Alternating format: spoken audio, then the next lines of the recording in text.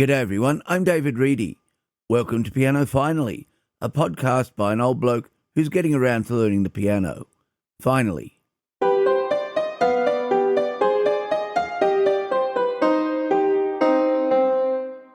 Welcome to show number 97. In this week's show, I'll discuss learning scales, something I'm back to doing, talk about the changing way society approaches listening to music, and review last week's Sydney Symphony Orchestra concert, which turned out to be pretty special. If you're new to the show, I hope you'll find all of that interesting. And if you're a regular, I hope you're enjoying the content too. If there is something you'd like me to have a look at or talk about, drop me an email at david@pianofinally.show. I had my piano and voice lessons on Monday. The piano is still coming along, slowly, because of the problem of fitting in practice at the moment. But the singing is coming along nicely. I can now get to some of the notes that were out of reach before. They don't sound wonderful yet, but at least there is something to hear. Thursday night's choir rehearsal was good. We're more than halfway through the repertoire, and the rehearsal now includes full run-throughs of some of the numbers, which is much more fun than just learning blocks of a few bars.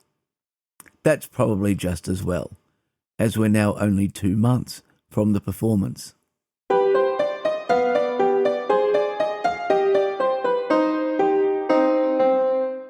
I have 2 books that list all the piano scales, but I'm not going to review them this week. I'll include Amazon affiliate links to them in the show notes. They're both very good reference works. Instead, I thought I'd share the way Debbie has suggested I approach them for practice. We all know that scales are important. They form the basis of most of the music we are likely to play, including all of the music that seems to be set for learners. The real problem is that they are pretty boring if you just play them straight up and down. So adding a bit of variety to the approach makes the repetition a bit more bearable. Of course, it is traditional to start with the C major scale. I'm not sure that is the simplest to begin with, but it is certainly the most standard fingering. Chopin used to start his students with B major in the right hand and D flat major in the left, saying that they were the most natural given the differing lengths of fingers. Still, it would seem that modern practice differs. Most of the YouTube pianists tend to use C major for their demonstrations too. And so I'm back to C major and G major with Debbie. I'm playing them across 2 octaves, hands separately to begin with, and then hands together. I'm finding it strange that the left hand seems easier than the right. Normally, especially for pieces, it's the other way around. I'm not just playing them though. I've got the fingers right, so now the main focus is on getting exactly the same loudness for each note. In other words, going a little lighter with my thumb and a little heavier with fingers 4 and 5. This is in addition to keeping a strictly even tempo. Then it's staccato in both hands. Again, I'm meant to be concentrating on getting the dynamics and tempo consistent. This is taking some work, but I'm making progress. I'm also trying staccato with one hand and legato with the other, which is proving quite tricky. I'm also doing the scales with contrary motion. I'm finding that pretty simple compared with the mixed staccato and legato. Going back to starting each practice with some scales isn't hurting, and I suppose that I should really be concentrating them as I approach some more advanced music. The simple skills are important, and just like my note reading is improving from having to follow the scores for the choir, getting more proficient at scales will pay dividends in the long run.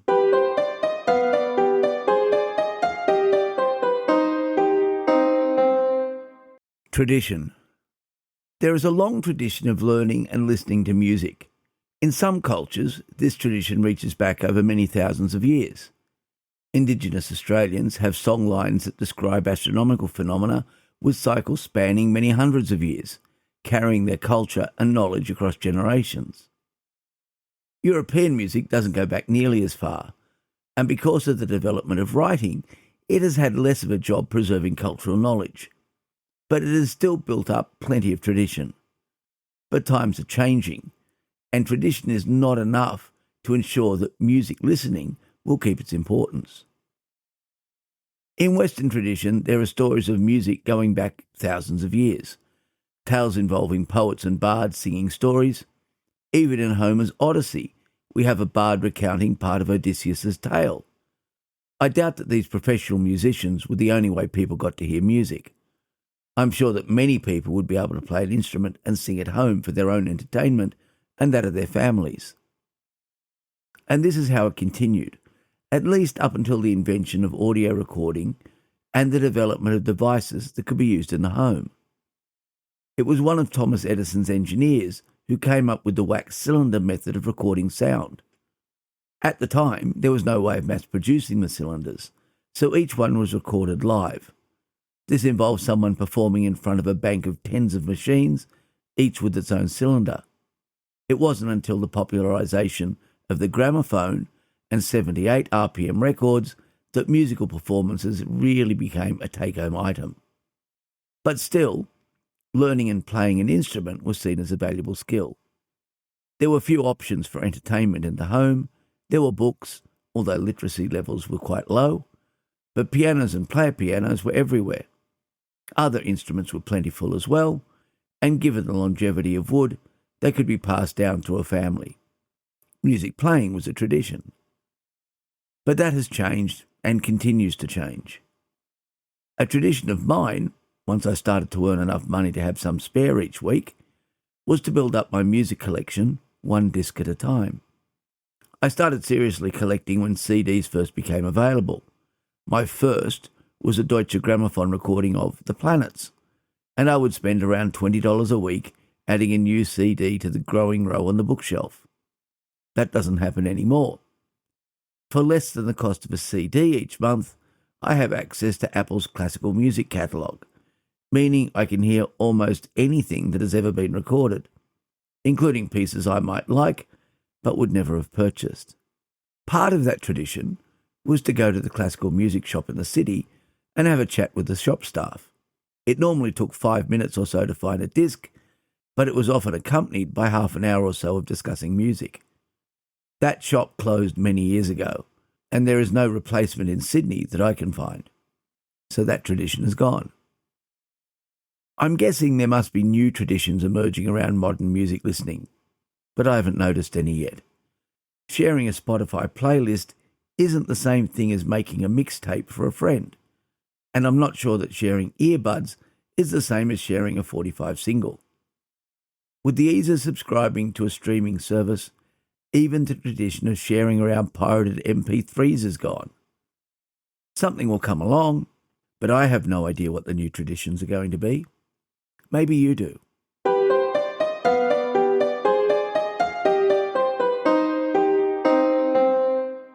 The first of the Sydney Symphony Orchestra concerts for the year was last weekend. As a reminder, or if you're new to the show, the concerts are held in the concert hall of the Sydney Opera House, and because as a subscription, I get the same seat each time, in the main stalls section towards the middle. It's a good seat with a clear view of the orchestra, and not too many people needing to push past if they arrive after me. Before each concert in the series, there is a talk by someone associated with the orchestra to put the works into context. These are in the northern foyer of the Opera House, and on a sunny Sunday afternoon, it's a very nice place to sit and learn about music. This concert's talk was presented by Simon Bruckett, with the help of one of the Opera House's grand pianos, which had been moved down to the foyer. The talk covered all three of the works in the concert and, in particular, shed some light on the second work, the world premiere of the reworking of Nigel Westlake's When the Clock Strikes Me. This is a percussion concerto, and not the type of work that would normally appear in the series. So Simon spent some time talking about how Rebecca Lagos, the orchestra's principal percussionist, would be performing the work.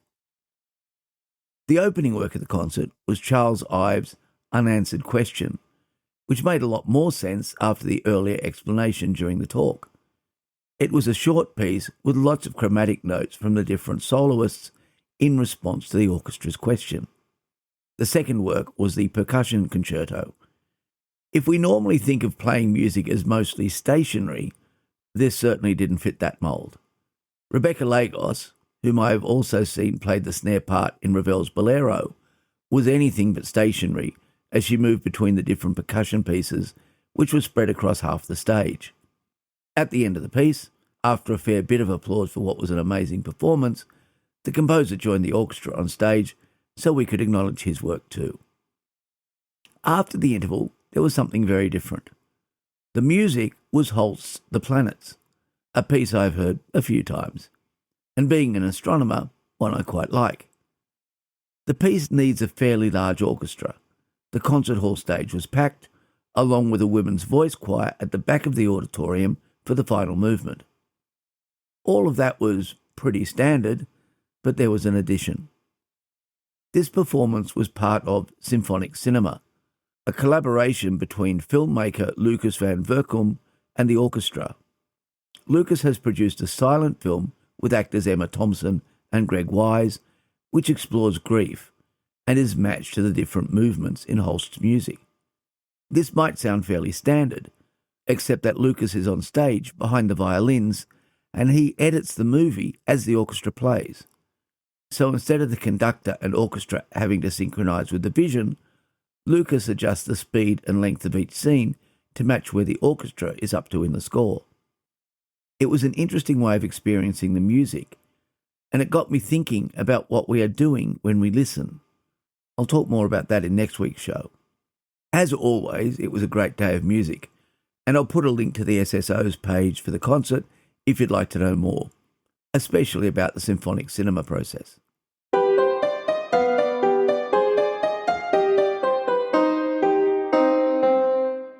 It's going to be yet another busy week. Voice and piano lessons on Monday, and the third round of debates for the school teams on Wednesday evening, and the normal choir rehearsal on Thursday, with an added half hour for the one song rehearsal for the charity.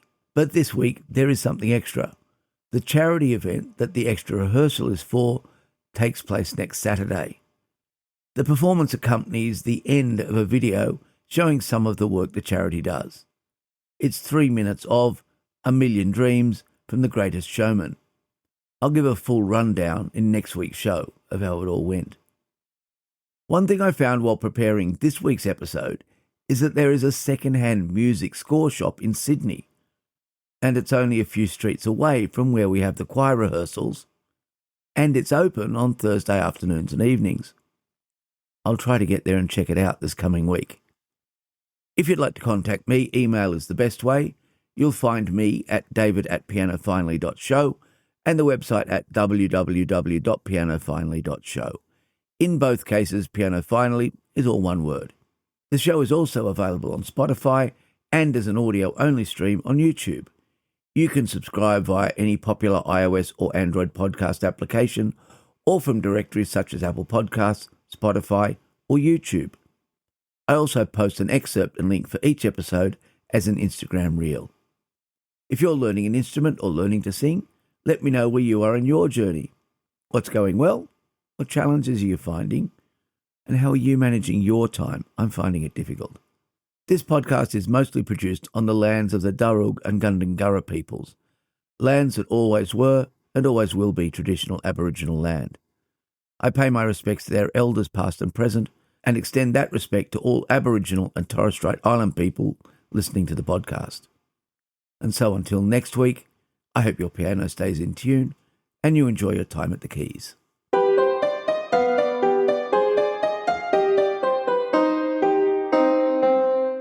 I did get a little more piano practice done this week. After lessons on Monday, I had a full choir rehearsal on Thursday, and Wednesday night was debating, and we were the hosts once again, so 2 evenings were out for practice. As I mentioned earlier in the show, I've been working a lot more on scales, so I'm going to include the different versions I've been practicing. I'm still working on C Song and Titans, but they're still under construction. I've included the different versions of the G major scale, hands together, concentrating on dynamics and tempo, and then the staccato version, and finally the staccato and legato version. I'm finding that really tricky. The aim is to go up with the left-hand staccato and down with the right-hand staccato. You'll hear what happens. The music was recorded using the Kawai NV10 with the Contact Clear piano, emulating a Fazioli grand piano in concert mode. I used Cubase 15 and the Mac Mini Pro to make all that happen.